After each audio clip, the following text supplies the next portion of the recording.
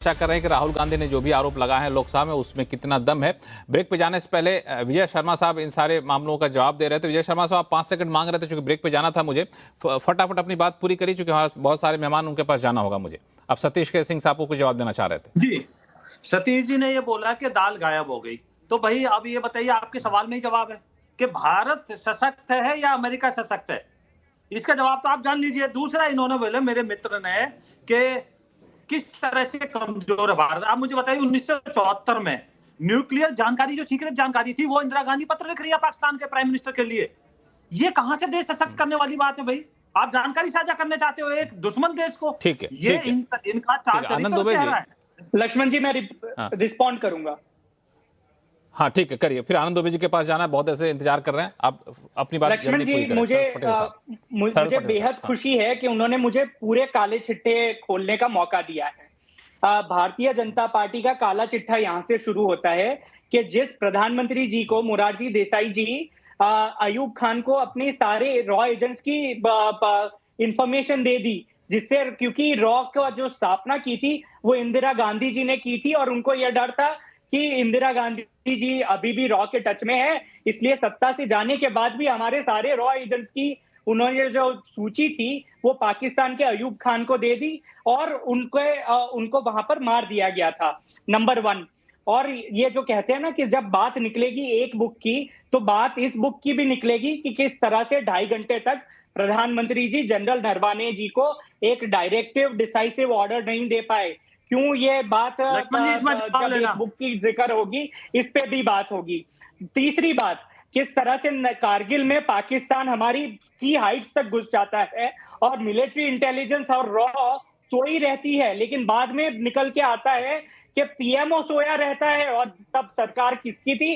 Bharatiya Janata party की। किस तरह से IC-814 को काठमांडू से हाईजैक करके अमृतसर लाया जाता है और प्रधानमंत्री जी ऑर्डर नहीं दे पाते और वहां पर हमारी कमांड टीम तैयार होती है उसको स्टॉर्म करने के लिए, लेकिन भारतीय जनता पार्टी की कायराना सरकार उसको। आनंद दुबे जी, तो मामला बड़ा दूर तक निकल के जाएगा। दोनों लोग एक दूसरे पर आरोप लगाते रहेंगे। आनंद दुबे जी, तो मामला बड़ा दूर तक निकल कर जाएगा। सीनियर वो रहे, अधिकारी रहे, आनंद दुबे जी समस्या की जड़ जानते हैं क्या है? उनकी चोटी कब्जा रखी है। हाँ बताइए।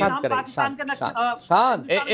विजय शर्मा साहब, आप सीनियर प्रवक्ता, आप एक मिनट शांत हो जाइए। आनंद दुबे जी को सुनते हैं। विजय शर्मा साहब, बात यहाँ भी निकलेगी। सारे समस्या की जड़। सरल पटेल साहब, एक मिनट आप बोलते हैं तो कोई नहीं बोलता, सुन लीजिए, ऐसे मत करिए, फिर डिबेट ऐसे हो नहीं पाएगी फिर हमारे। हाँ आनंद दुबे साहब, सारे समस्या की जड़ ये है लक्ष्मण भाई कि तेरी कमीज मेरी कमीज से सफेद कैसी है। एक तरफ सरकार में 11-12 वर्षों से बैठे लोग नेहरू जी की आलोचना करते हैं, जिनको हमारे बीच से गए हुए 60 वर्ष से ज़्यादा का समय बीत गया है। दूसरी तरफ हम इनसे 11 साल 12 साल का जब हिसाब किताब मांगते हैं तो ये बार बार घुमा के हमें 1947 से 1962-65 पे ले जाते हैं। विषय ये नहीं है। विषय क्या है? आप भी देशभक्त हो, सरकार भी देशभक्त है। जब दोनों देशभक्त हो, दोनों कह रहे हो कि भारत के संविधान की जय, भारत के लोकतंत्र की जय, तो एक दूसरे से सवाल पूछना है, एक दूसरे से बातचीत करना, संवाद करना, ये नोक झोंक और तू मैं और आलोचना में क्यों बदल जाती है? इसकी ट्रेनिंग होने की बहुत आवश्यकता है। और धुरंधर दोनों तरफ है लक्ष्मण भाई, एक कम धुरंधर है, एक ज्यादा धुरंधर, लेकिन धुरंधरों की कमी नहीं है। वहां से भी गिरिराज सिंह और कौन से निशिकांत दुबे हैं, तो यहां से भी फलाने और ढेकाने हैं। तो हमारा ये कहना है कि ये जो सदन था, ये तो पूरा आपने एक प्रकार से इसको कमजोर कहूं या निष्क्रिय कहूं या असफल कहूं, आपने तो पैसा बर्बाद कर दिया। अब 1-2 दिन के बाद ये सदन समाप्त होगा, फिर एक 9 मार्च से आएगा, फिर यही होगा, फिर आएगा, फिर यही होगा, फिर आप बहस करोगे, फिर बीजेपी कांग्रेस शिवसेना आएगी। इससे क्या हल निकलेगा? हल तो जैसे आप डिबेट करवाते हो, कितनी प्यारी खूबसूरत CNBC आवाज की डिबेट शाम को 8 बजे से 8:45 या 9 बजे तक जो होती है, ऐसी डिबेट संसद में हम कब देखेंगे? इस जन्म में देखेंगे, अगले जन्म में देखेंगे या नहीं देखेंगे, हमें नहीं पता। नहीं, दरअसल एक अच्छा मौका होता है बजट पे, जब डिबेट हो रहा होता है, भाषण देना होता है, तो आप फैक्ट के साथ आइए और चीज़ों को सही से रखिए और फिर उसका सही से जवाब लीजिए। समस्या ये होता है सतीश के सिंह साहब, जब जवाब सुनने की बारी आती है तो विपक्ष निकल चुका होता है, सदन से बॉयकॉट कर चुका होता है। अरे तो भाई आप वो भी याद कर लीजिए कि भारतीय जनता पार्टी जब विपक्ष में थी वो भी वॉकआउट कर जाती थी। तो 2010 का मुझे याद है पूरा। भारतीय जनता पार्टी इतिहास बताती है तो आप लोग कहते हैं इतिहास मत बताइए। अब जब आप ही इतिहास बताने लगते हैं। नहीं, अरे भाई यही चल ही रहा है ना, इतिहास बताने का दावा। अरे बताइए, सुनिए मेरी बात सुनिए, अभी हुआ क्या है ये बताइए, ये डील में क्या हुआ ये बताइए। दाल रहेगा या नहीं रहेगा, डील में थानेदार रहेगा या नहीं रहेगा, फाइनल सुनिए, आप सुन लीजिए, आपने बोला है तो फाइनल डील में क्या रहेगा ये कोई आदमी यहां नहीं बता सकता, मैं तो नहीं बता सकता।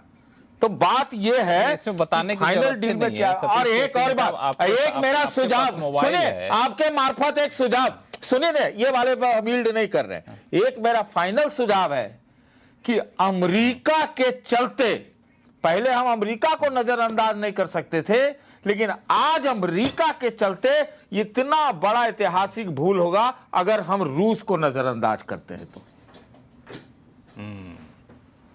ये हर्षवर्धन जी, ये सवाल है कि अगर कहीं से ये मैसेज गया रूस को कि भाई हम अमेरिका को खुश करने के चक्कर में हमसे दूरी बन रही है, तो ये तो बड़ा इस पे सवाल उठेंगे। नहीं, बिल्कुल दुरुस्त बात है। और सतीश जी की बात, जो रूस की सरकार के पुतिन के बाद सबसे ताकतवर मंत्री हैं सर्गेई लावरोव, उन्होंने सतीश जी की बात सुन ली, इनकी मन की बात पहले ही सुन ली थी, और उन्होंने वहां की रूसी संसद में ये बयान दिया है। सतीश सर की बात बहुत दूर तक जाती है, वैसे देश से बाहर भी जाती है, तक गई है। ये जब मन में सोच रहे थे तभी सर्गेई लावरोव जी ने समझ लिया था। तो उन्होंने स्पष्ट कहा है कि भारत और रशिया के जो रिश्ते हैं वो बहुत शानदार हैं। अभी जो हमारे राष्ट्रपति पुतिन की जो भारत यात्रा हुई है उसके बाद हमारे रिश्ते और बेहतर हुए हैं, और ये सब कुछ वो रूसी संसद में कह रहे थे। ये कोई ऐसा नहीं कि दबे छुपे कोई कन्फुस्की वाला नहीं था। निश्चित तौर पर अमेरिका भी अब चीन की ही तरह, जैसे हम चाइना को देखते हैं वैसे अमेरिका को देखना पड़ेगा। दोनों के साथ हमें स्ट्रेटेजिक और समय समय पर जो रिव्यू करने वाला है रिलेशन वो रखना पड़ेगा। कोई भी ट्रेड डील 100% परफेक्ट नहीं होती है, लेकिन इस ट्रेड डील में बहुतायत भारत ने अपनी चीजें बचा ली हैं, विशेष करके एग्री, डेयरी और एमएसएमई को लेकर। रशियन ऑयल को लेकर दबाव साफ दिखता है, कुछ और ऐसी चीजें दिखती हैं, लेकिन ओवरऑल अगर हम कहें, ट्रंप जैसे आदमी से जिससे दुनिया परेशान है, नरेंद्र मोदी ने एक शानदार डील क्रैक करने में सफलता हासिल की। हाँ, सरल पटेल साहब के पास जाऊंगा, लेकिन एक सवाल का जवाब सतीश के सिंह साहब को मैं देना चाहूंगा कि सर, डील में दाल है कि नहीं है, ये आपको व्हाइट हाउस, जो कि अमेरिका की वेबसाइट है, उसके आधिकारिक डॉक्यूमेंट में लिखा गया है। बीच में लोगों ने पता नहीं कैसे दाल डाल दिया था, फिर 24 घंटे के भीतर भीतर हटा दिया। तो या तो अमेरिका की बात को मानिए या तो नहीं मानिए। जहां रूस से तेल खरीदने की बात होती है वहां अमेरिका की वेबसाइट को मान रहे होते हैं, और जहां दाल की बात होती है तो वहां अमेरिका नहीं मान रहे होते। एक तो लाइन लेनी पड़ेगी। सरल पटेल साहब, आप कुछ बोलना चाहते हैं? अरे दोनों में, अगर दोनों में दाल में काला हो तब क्या करेंगे? चलिए इस पर आगे डिबेट करेंगे। सरल पटेल साहब को बोलने का मौका दिया जाए। लक्ष्मण जी, दाल में काला यही है कि ऐसा लग रहा है कि वॉशिंगटन डिसाइड कर रहा है इस डील में क्या होगा और क्या नहीं होगा, और भारत की साइड से बस मान लिया जा रहा है और उसको हिस्टोरिक चिल्लाया जा रहा है टीवी पर। ये मैं एक पॉइंट कहूंगा।